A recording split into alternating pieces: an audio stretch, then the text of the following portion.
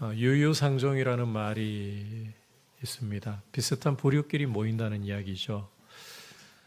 따라서 사람이 어떤 사람인지를 분별할 수 있는 아주 좋은 방법 중에 하나가 그 친구를 보는 거예요. 어떤 한 사람이 정말 어떤 사람인지 알고 싶다. 친구를 보시면 됩니다. 성경은 친구의 중요성에 대해서 이렇게 말씀을 하고 있습니다. 잠언 27장 17절을 이렇게 말씀을 하고 있는데 함께 읽어보도록 할까요? 시작. 철이 철을 날카롭게 하는 것 같이 사람이 그의 친구의 얼굴을 빛나게 하느니라. 고린도전서 15장 33절에서는 또 이렇게 말씀을 하고 있습니다. 속지 말라. 악한 동무들은 선한 행실을 더럽히나니. 악한 동무들은 선한 행실을 더럽히나니. 오늘은 여러분과 함께 이 친구에 대한 이야기를 말씀을 통해 살펴보려고 합니다. 요나단과 다윗이라는 친구에 대한 이야기입니다. 우선 1절을 보시면 다윗이 라마 나요스에서 도망쳐서 요나단을 찾아온 것을 읽을 수가 있습니다. 사사시대를 닫고 이스라엘의 왕정을 열었던 위대한 인물이 바로 사무엘이었습니다. 이 사무엘이 사울을 이스라엘의 초대왕으로 세웠어요. 따라서 사무엘이 있는 곳이라면 이 사울이 감히 함부로 군사를 보내지 못하겠지. 다윗은 그렇게 계산을 했던 것 같습니다. 그래서 사울 왕이 자기를 죽이려고 할 때 라마 나요스로 사무엘이 있는 곳으로 도망을 쳤어요. 그러나 다윗의 계산은 잘못된 것이었습니다. 오판이었어요. 3차례나 군사들을 보내서 다윗을 잡아 죽이려고 한 거예요. 그런데 이 사울의 계획이 다 무산되어 버리니까 이제 사울은 자기가 직접 라마 나요스로 다윗을 잡아 죽이려고 찾아가기까지 했습니다. 자, 이런 상황이 되니까 이제 다윗은 라마 나요스에서 도망쳐서 친구인 요나단에게, 사울 앞에서 자기를 변호해 주었던 요나단에게 찾아가서 하소연을 합니다.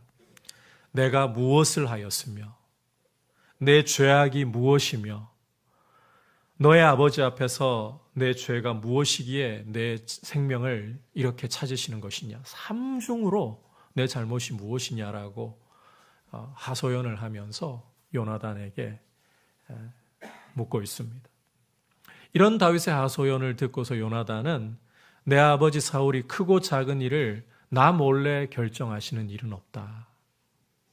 따라서 다윗 너에 대한 일까지도 나한테 다 알려주실 거다. 다윗의 마음을 안심시키고 위로하려고 합니다.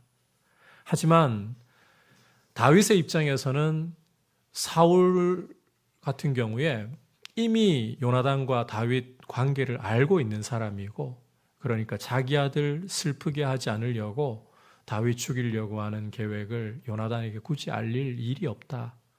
이렇게 생각을 하고 호소하는 거예요. 그러면서 다윗이 3절 끝부분을 보면 나와 죽음 사이는 한 걸음뿐이라. 한 걸음만 더 발자국을 내디디면 나는 죽음에 이를 지경이다. 이런 절박한 호소를 요나단에게 쏟아놓죠.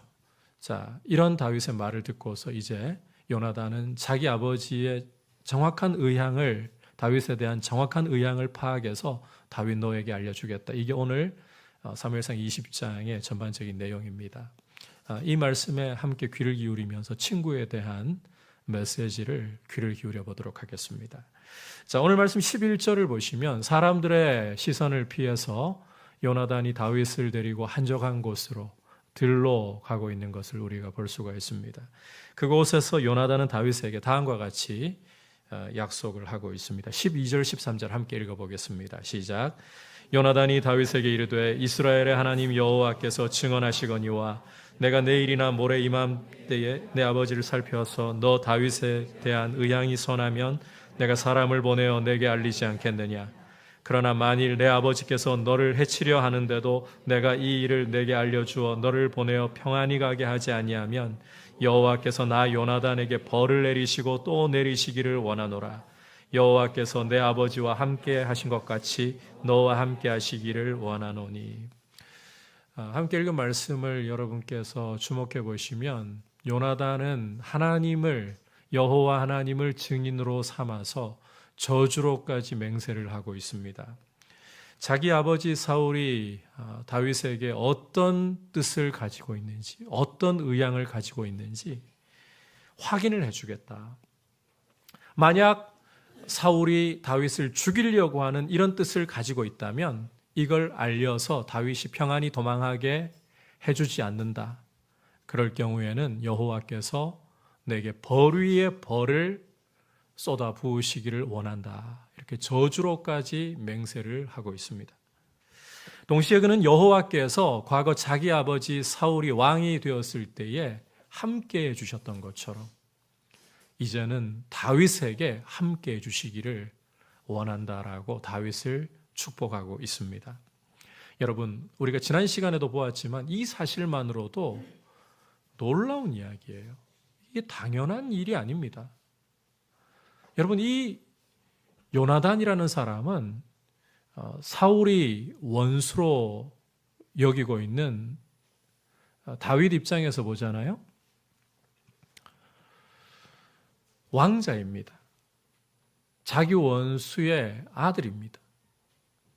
그리고 요나단이 잘못 생각하면 차기 왕이 될 1순위 사람인데 다윗 걸림돌이 될 수밖에 없다라고 그렇게 여길 수도 있는 거예요.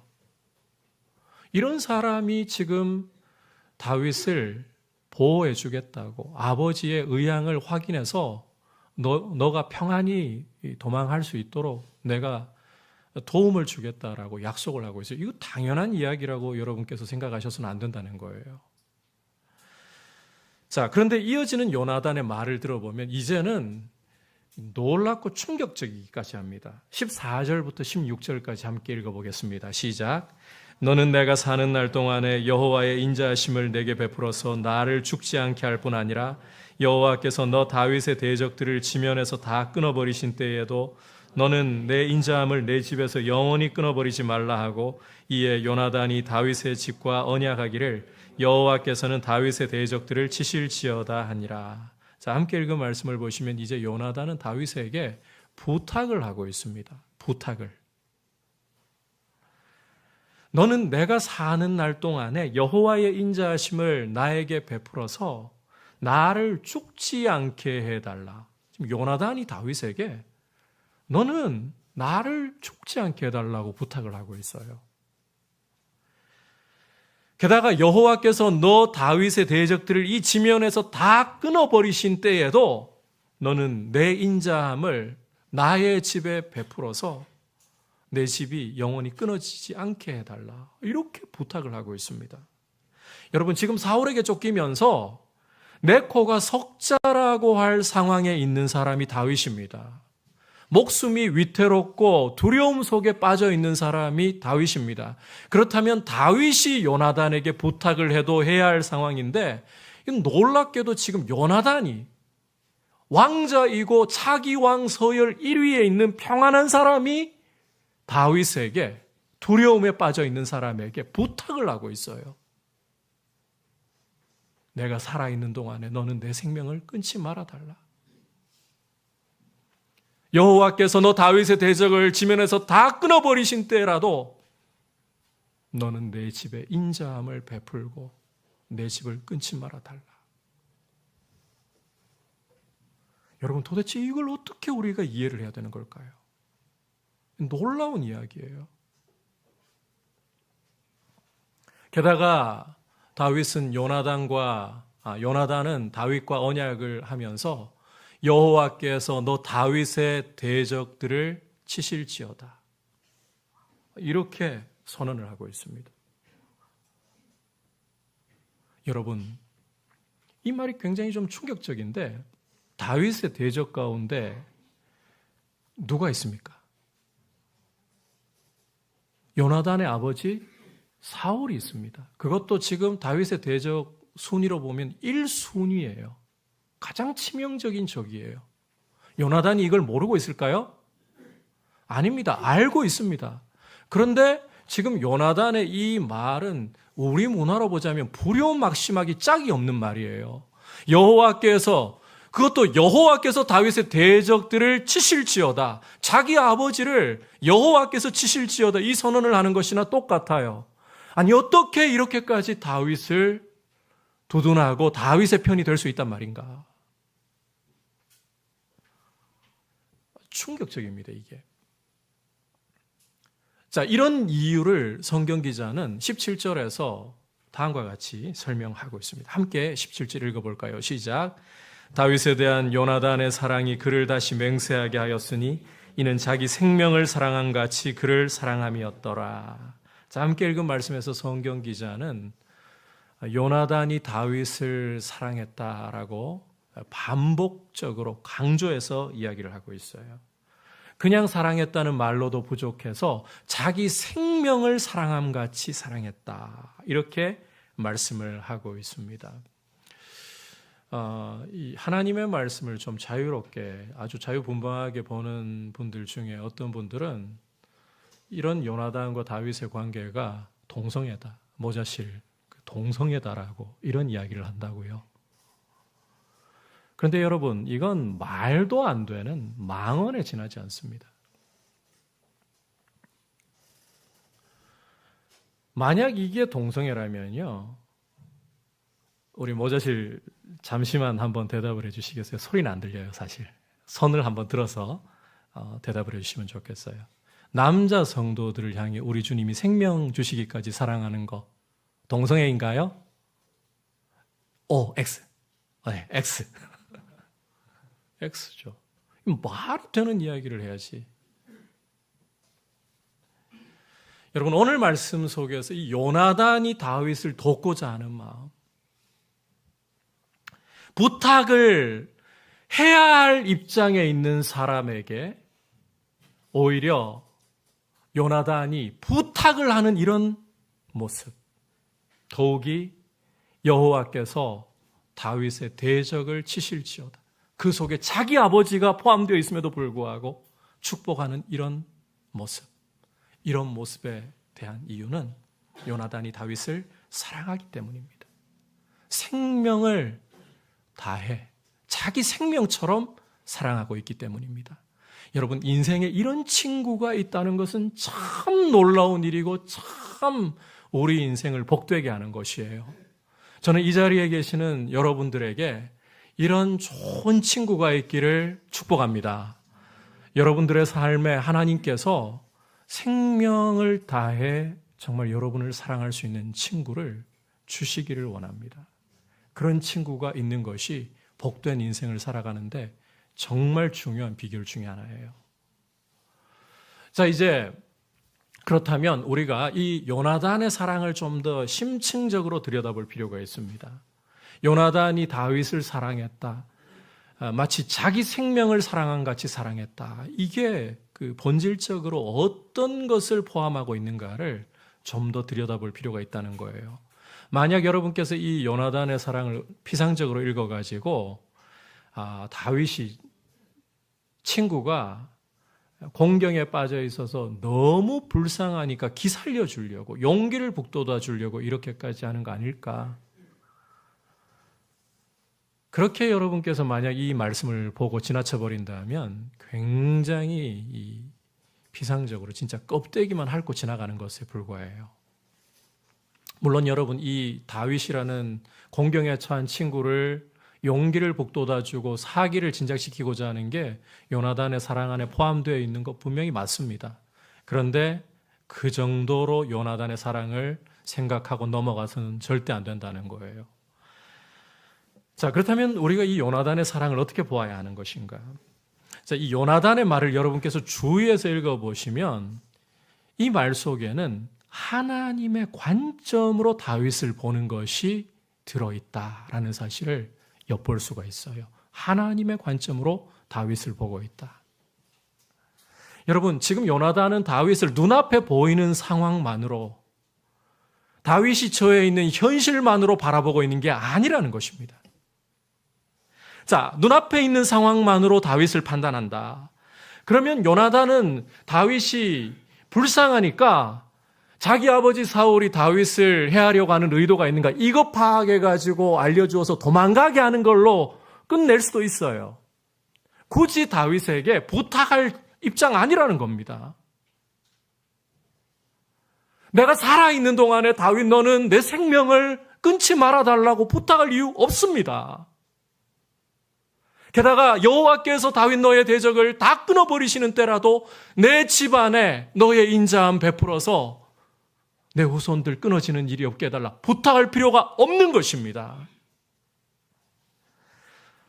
여러분, 이런 부탁을 한다는 것 자체는 다윗을 바라볼 때에 요나단이 하나님의 관점으로 보고 있다는 거예요. 비록 지금은 도망자 신세이고 자기 아버지 사울에게 쫓기고 있는 현실이지만 다윗이야말로 장차 이스라엘의 자기 왕이 될 사람이다. 지금 눈앞에 보이는 현실은 그냥 눈앞에 보이는 현실일 뿐 장차 하나님께서 이 다윗을 이스라엘의 자기 왕으로 세우실 것이다. 여러분, 이 관점을 가지고 다윗을 보니까 요나단은 도움을 주는 것을 넘어서서 부탁을 하게 되는 거예요. 그냥 입에 발린 부탁이 아닙니다. 내가 살아있는 동안에 내 생명을 끊지 말고 보존해달라. 하나님이 너의 대적을 다 치실 때에도, 지면에서 끊어버리실 때에도 내 집안을 불쌍히 여겨달라. 하나님의 관점으로 보니까 이게 되는 거예요. 이스라엘의 차기 왕이 지금은 도망자이나 이스라엘의 차기 왕이 자기 앞에 있는 것으로 보이는 거예요. 여러분, 죄성을 가지고 있는 인간은 굉장히 이기적이고 자기중심적입니다. 자기중심적으로 판단하고 말을 하는 게 인간 본성이라는 거예요. 그런데 요나단은 자기중심이 아닌 거죠. 하나님 보시는 대로 다윗을 보고 있다는 것입니다. 우리가 이 제대로 사랑을 하려면요, 눈이 바뀌어야 돼요. 하나님의 관점으로 볼 줄 알아야 한다는 거예요. 이 하나님의 관점으로 본다는 것은 상대방을 볼 때에 하나님의 가능성을 그 사람에게서 들여다본다. 조금 더 쉽게 말하자면 하나님이 그 사람에게서 행하실 일을 본다라는 것이에요. 이게 하나님의 관점으로 본다는 거예요. 다시 한번 여러분들에게 설명드립니다. 이 하나님의 관점으로 본다는 것은 상대방에게서 하나님의 가능성, 하나님이 하실 일들을 볼 줄 안다는 것입니다. 이게 굉장히 중요합니다. 이런 관점으로 사람을 볼 때에 그 사람의 가치를 인정해 줄 수 있고 그 사람을 제대로 사랑할 수가 있는 것입니다. 여러분, 우리 주님이 이런 관점으로 이 땅에 계시면서 사람들을 보셨어요. 그 대표적인 예가 요한복음 9장에 길 가시다가 만난 맹인에 대해서 아닙니까? 우리 주님과 제자들이 길을 가다가 길가에 앉아있는 한 맹인을 보게 되었습니다. 제자들은 이 맹인을 보면서 주여, 저 사람이 누구 죄 때문에 저렇게 맹인으로 태어났습니까? 자기의 죄입니까? 아니면 부모의 죄입니까? 이 말씀을 들으시고 우리 주님은 저 사람의 죄 때문도 아니고 부모의 죄 때문도 아니고 저 사람이 맹인으로 난 것은 하나님이 그에게 하실 일을 나타내려고 하심 때문이다. 여러분, 똑같은 한 사람을 두고서 제자들은 누구 죄 때문에 이렇게 그 맹인을 보았지만 우리 주님은 그에게서 하나님이 하실 일을 보셨어요. 하나님의 가능성을 보셨다는 거예요. 이게 하나님의 관점입니다. 우리 주님이 거라사에 살고 있던 군대 귀신 들린 광인을 고치신 사건 여러분 아마 기억하실 거예요. 이 사람에게는 군대 귀신이 들어와가지고 옷은 아예 실오라기 하나 걸치지 않고 무덤 사이에 거주하면서 밤낮 괴성을 지르고 돌로 자기 몸을 학대하고 있는 사람이었어요. 거라사에 살고 있던 사람들은 이 광인을 어떤 시선으로 보았을까? 여러분께서 마가복음 5장을 읽어보면 쇠사슬과 쇠고랑으로 이 사람을 묶어두었다라고, 물론 이 귀신 들려가지고요 힘이 얼마나 장사인지 이 쇠사슬, 쇠고랑 다 깨뜨려 버렸을 정도예요. 그런데 여러분, 이 쇠사슬로 묶고 쇠고랑으로 채웠다, 이걸 보면 거라사 사람들은 이 귀신 들린 광인을 자기들이 주 수입원으로 키우고 있던 돼지만도 못하게 여겼다는 것입니다.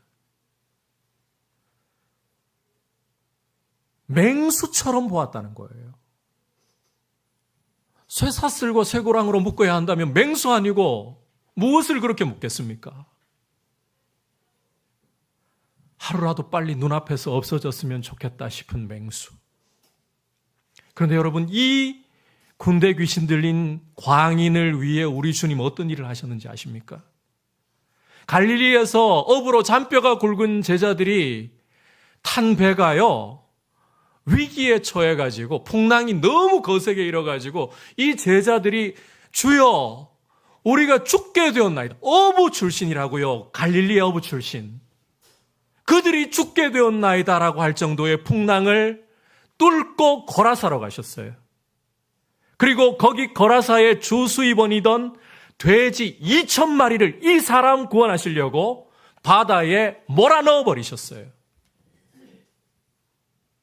그리고는 거라사 사람들에게 쫓겨나셨습니다. 여러분, 우리 주님이 쫓겨날 줄 모르고 돼지 2,000마리 물에 넣어버리셨을까요? 아닙니다. 알고 계셨어요. 여러분, 효율을 한번 따져보십시오. 제자들마저, 어부 출신 제자들마저 죽게 되었다라고 할 풍랑을 뚫고 거라사 가서 돼지 2,000마리 주수입원을 그대로 바다에 밀어넣어 버리시고 그리고 쫓겨나셨습니다. 이 한 사람을 위해. 효율로 보자면 이런 비효율도 없어요. 그런데 여러분, 풍랑을, 목숨을 위협할 정도의 풍랑을 뚫고 가야 할 정도로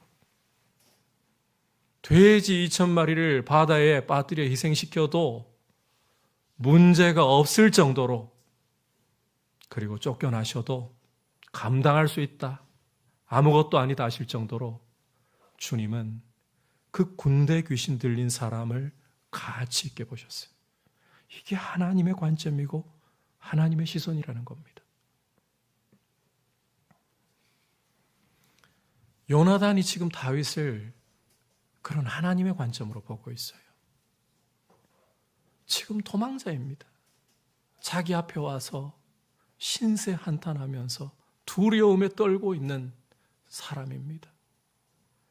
그런데 요나단은 그런 다윗의 지금 모습이 아니라 하나님이 다윗을 이스라엘 차기 왕으로 세우실까, 이걸 확신하며 보고 있는 거예요.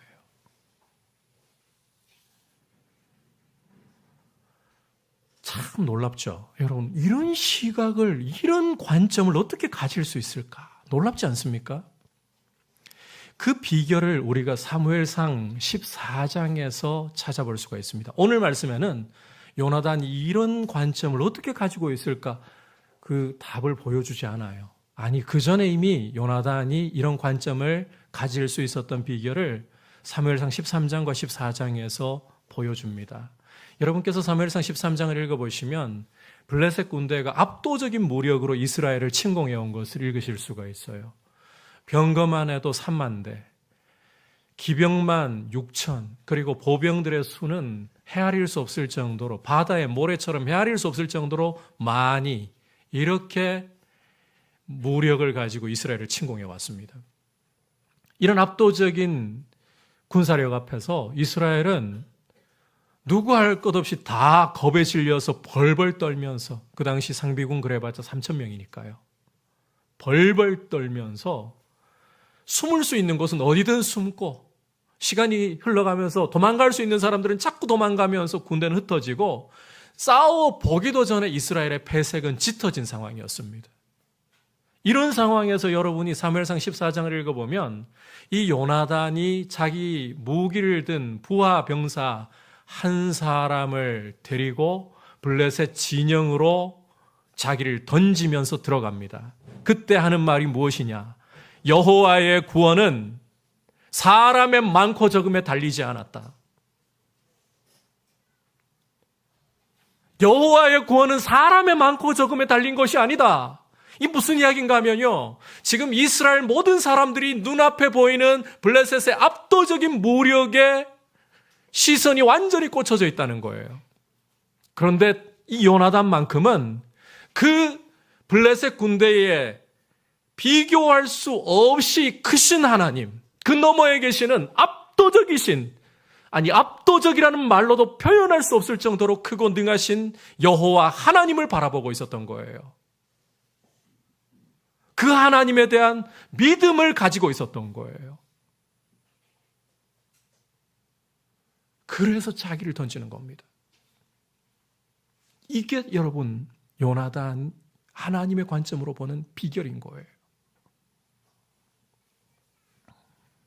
모두가 우리는 이제 죽었다. 우리 이스라엘은 블레셋에게 패배하고 종이 될 판이다. 그런데 단 한 사람 요나단은 그 시선을 하늘로, 크신 하나님께로 둘 줄 아는 사람. 이제 그 요나단이 다윗을 볼 때에 도망자가 아니라 지금은 도망자. 그러나 너는 장차 이스라엘의 차기 왕이 될 사람이야. 표현만 그렇지 않을 뿐 오히려 부탁을 함으로써 자신의 생명과 자신의 집안을 다윗에게 부탁하면서 좀 처절하게 이야기하면 구걸함으로써 오히려 더 극적으로 너는 차기 왕이 될 사람이다. 이걸 선언하고 있는 거예요. 여러분, 이런 하나님의 관점으로 다윗을 바라보고 다윗을 사랑하는 이런 요나단이 친구로 있다. 다윗에게 일생에 있어서 큰 축복이고 행복 중에 하나였습니다. 여러분, 사람은 절대 외톨이로 살아갈 수 없어요. 외톨이로 인격이 형성될 수도 없어요. 내 주변에 어떤 사람이 있느냐, 이것을 따라 나의 인격이 형성되고 사회성이 결정이 됩니다. 내 주변에 하나님을 경외할 줄 알고 믿음의 눈을 가지고 하나님 보시는 대로 보려고 하는 사람이 친구로 있다. 여러분, 정말 복된 인생인 거예요. 저는 다시 한번 여러분들을 축복합니다. 이런 친구가 여러분들 주변에 있기를 축복합니다. 그래야 돼요. 주님이 그런 복을 주시기를 원합니다. 자, 그렇다면 이제 마지막으로 이런 친구를 어떻게 사귈 수 있느냐? 요나단과 같은 이렇게 하나님의 관점으로 볼 수 있고 사랑할 수 있는 사람을 어떻게 만날 수 있느냐? 첫 번째로 좋은 친구는 한번 따라 합시다. 하나님께로부터 오는 선물입니다. 여러분, 좋은 친구는 하나님께로부터 오는 선물이다. 이걸 여러분이 꼭 기억을 하셔야 돼요. 다윗이 이 요나단이라는 친구를 얻게 된 거, 다윗이 좋은 친구 얻으려고 몸부림치거나 노력해서가 아닙니다. 다윗에게 거저 주어졌어요. 주어진 거예요. 여러분께서 사무엘상 18장 1절을 읽어보시면 이 다윗이 골리앗을 죽이고 돌아온 후에 요나단의 마음이 다윗의 마음과 하나가 되었다라고 말씀하는 것을 읽을 수가 있어요. 그때부터 요나단은 자기 생명을 사랑한 같이 다윗을 사랑했다. 보십시오. 다윗이 요나단 친구 삼으려고 노력한 흔적이 있습니까? 없습니까? 아예 없습니다. 그리고 여러분, 이 두 사람의 신분을 한번 생각을 해보세요. 요나단은 왕자입니다. 그것도 차기 왕순위 1번 후보예요. 이 다윗은 이 골리앗을 물리칠 때까지 목장에 숨겨져 있던 사람, 찐무명이었어요. 자기 아버지도 주목하지 않는 하찮은 사람이었다는 말이에요. 여러분, 이런 두 사람의 신분을 생각해 볼 때 게다가 요나단이 나이가 많아요. 사무엘하 1장을 읽어보시면 나중에 사울과 요나단이 길보아산에서 전투를 하다가 죽임을 당하잖아요. 이 전사 소식을 듣고 다윗이 조가를 부르면서 요나단에 대해서 하는 말이 내 형 요나단이여 이렇게 말합니다. 요나단이 나이도 더 많아요. 이렇게 왕자, 그것도 차기왕 서열 1순위에 있는 사람과 목장에서 알려지지도 않았던, 아버지도 주목하지 않던 이 다윗, 이 두 사람이 친구가 되는 거, 친구 맺으려고 해도 그냥 맺을 수가 없습니다. 된 거예요. 하나님이 맺어주신 거예요. 이렇게 좋은 친구라는 것은 하나님의 선물로 오는 것입니다. 여러분, 하나님께서는 우리에게 그 누구와도 비교할 수 없는 좋은 친구를 선물로 주셨습니다. 그분은 바로 예수 그리스도이십니다. 여러분께서 요한복음 15장을 읽어보시면 십자가에 죽임당하시기 전에 제자들에게만 특별히 주시는 말씀, 소위 다락방 강화라고 부르는 말씀이죠. 거기에서 포도나무와 가지 비유를 말씀하시면서 이제 너희를 더 이상 종이라 하지 않고 내 친구라 하리라. 우리 주님이 제자들을 향해서 너희를 더 이상 종이라 하지 않고 내 친구라 하리라. 여러분, 하나님이 우리에게 선물로 보내주신 우리의 친구이신 예수 그리스도는 우리를 너무나도 사랑하셔서 우리 죄를 대신 짊어지고 십자가에 생명을 아끼지 않고 주셨습니다. 그 피로 우리를 죄사하시고 우리를 하나님 아버지와 화목시켜 주시고 하나님의 자녀가 되게 해주셨습니다. 뿐만 아니라 부활승천하셔서 하나님 보좌 우편에 앉아 계신 우리 주님은 성령으로 우리에게 찾아오셔서 우리를 떠나지도 버리지도 않고 우리를 모든 진리로 천국에 이르도록 인도하시는 우리의 친구가 되고 계십니다. 여러분, 이 주님과 비교할 수 있는 좋은 친구가 어디 있겠습니까?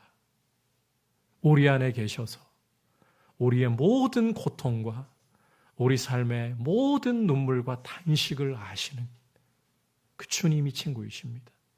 그 주님 앞에 아뢰지 못할 하소연, 아뢰지 못할 고통, 심지어 아뢰지 못할 죄악이 없습니다. 이 친구 되신 주님을 선물로 주셨어요. 선물로. 여러분, 어떻게 온 하늘을, 온 땅을, 그 가운데 충만한 것을 다 창조하신 하나님이 지극히 작고 작은 나라는 사람을 친구로 여겨주실 수 있단 말입니까? 여러분, 이게 어떻게 가능한 이야기냐고요?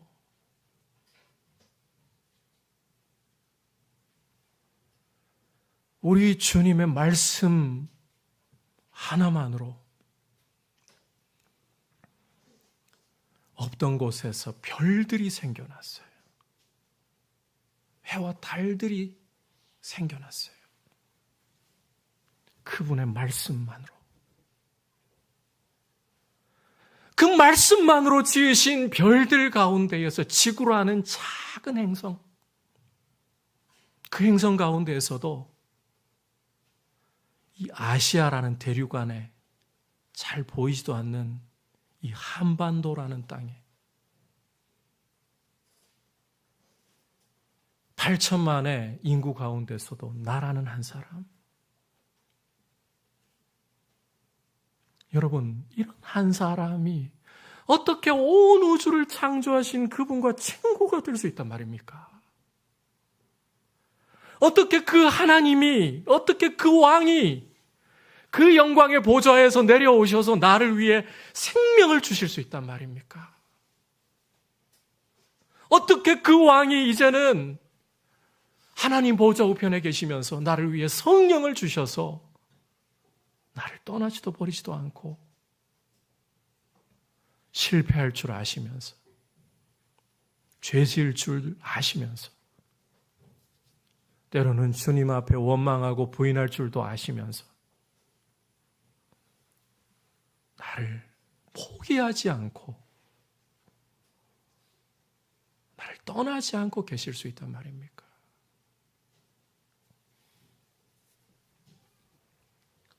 그분이 친구입니다. 하나님은 그분을 우리에게 선물로 주셔서 친구 삼으셨습니다. 이 예수 그리스도께 여러분 인생의 모든 무거운 짐과 모든 고통과 여러분의 탄식을 다 쏟아놓고 여러분의 발목을 잡는 죄악을 다 쏟아놓고 이 친구를 의지하고 이 친구의 도움을 받으시기를 축복합니다. 두 번째로 좋은 친구를 얻으려면 한번 따라합시다. 내가 좋은 친구가 되어야 합니다. 여러분, 앞서 사무엘상 18장 이야기를 하면서 이 다윗이 골리앗 죽이고 돌아올 때에 요나단의 마음이 다윗의 마음과 하나가 되었다, 이렇게 말씀하는 거 봤잖아요. 이걸 좀 바꿔 표현하자면 요나단의 마음과 다윗의 마음이 통했다는 것입니다.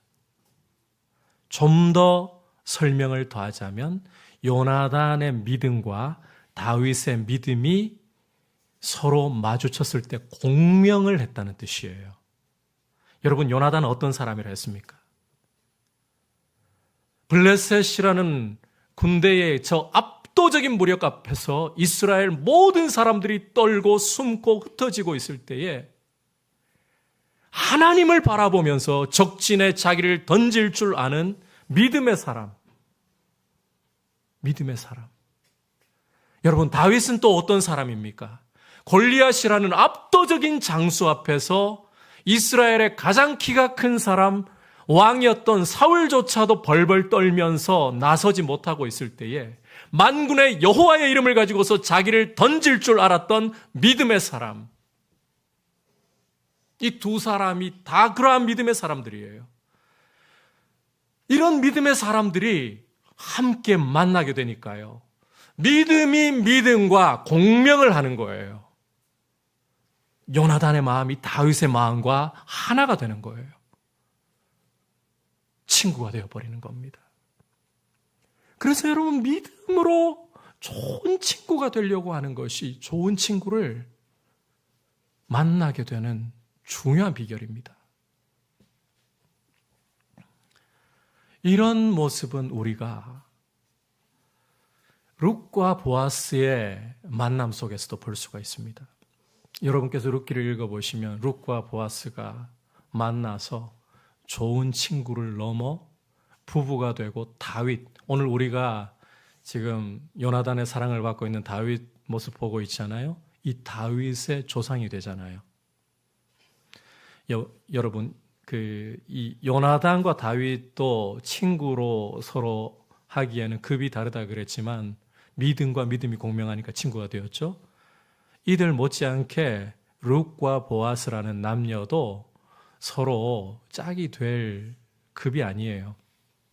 보아스는 이스라엘 안에서도 유명한 사람입니다. 유다 지파의 유명한 사람이고, 룻은 남편 잃고 시어머니 따라온 모압 여인, 출애굽할 때에 이스라엘을 모압 왕 발람이라는 술사 고용해가지고 저주했잖아요. 이스라엘에게 멸시받는 모압 여인이에요. 이 두 사람이 어떻게 만나 부부가 될 수 있는가? 룻이 정말 대단히 얼굴이 예쁘고 매력적이어가지고 그런 것인가? 아닙니다.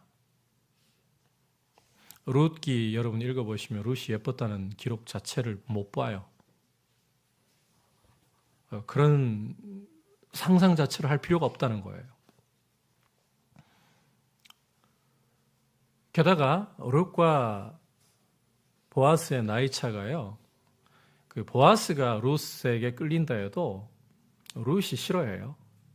나이 차가 아버지 뻘이에요.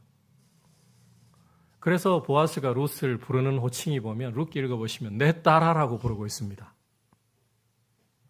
도저히 이 짝이 될 수 없는 관계라는 거예요. 그런데 어떻게 이게 가능해지느냐?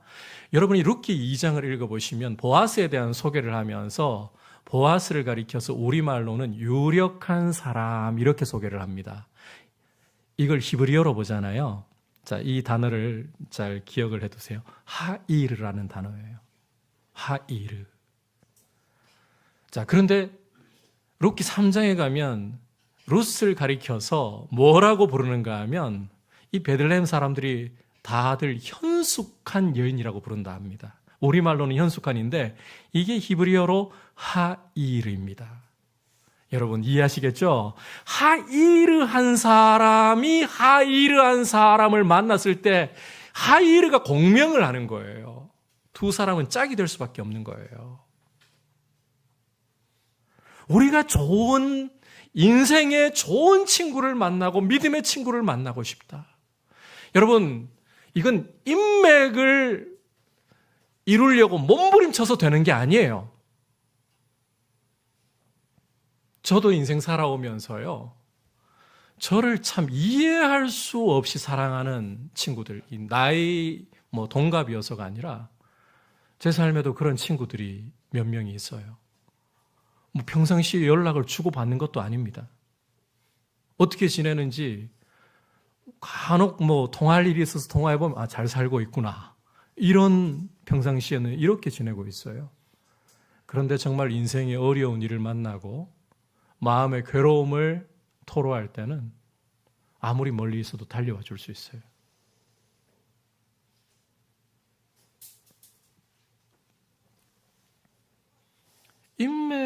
저 인맥 관리 못해요. 제 아내가 늘 저보고 하는 이야기가 있어요. 있는 인맥도 떨어뜨리는 사람이라고.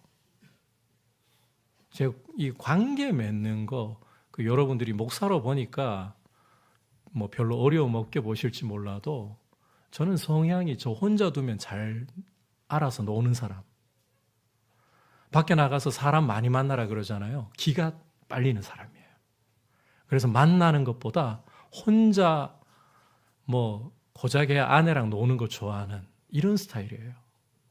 그러다 보니까 제 아내가 늘 하는 이야기가 당신은 있는 인맥도 잃어버리는 사람.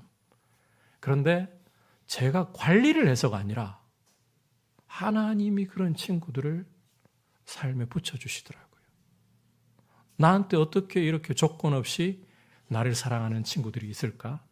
전 지금 생각해도 기이해요. 하나님이 붙여주시는데 공명하는 겁니다, 여러분. 여러분이 믿음으로 하나님 앞에 살려고 몸부림치잖아요. 완성형이 어서가 아닙니다. 여러분이 하나님 앞에 믿음으로 살려고 몸부림을 치고 여러분이 옳은 가치관을 위해 하나님의 말씀을 위해 살려고 몸부림을 치잖아요. 이걸 하나님이 다른 사람들을 통해 믿음의 사람들을 통해 알아보게 하시는 거예요. 그리고 믿음끼리 공명하게 하시는 거예요. 그래서 우리가 만들려고 하지 않아도 우리가 하나님 앞에 믿음으로 살아가려고 하고 좋은 사람이 믿음의 사람이 되려고 할 때에 그런 사람들이 와서 붙게 되는 거예요. 하나님이 그런 친구 관계를 만들어 주시는 거예요.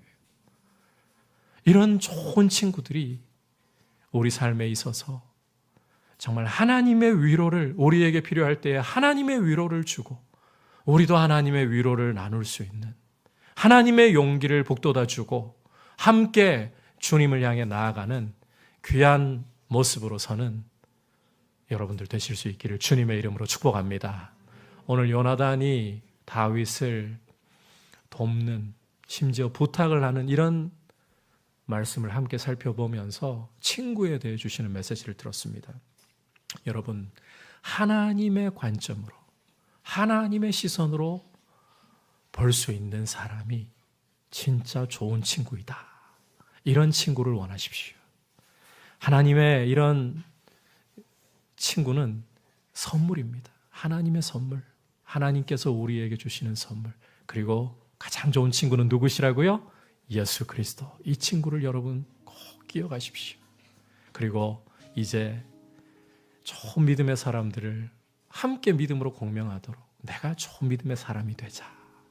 그 사실 기억하면서 우리가 인생에 참 좋으신 예수님, 나의 친구이신 예수님 바라보면서 좋은 친구들 인생에 함께 만나고 함께 서가시길 축복합니다.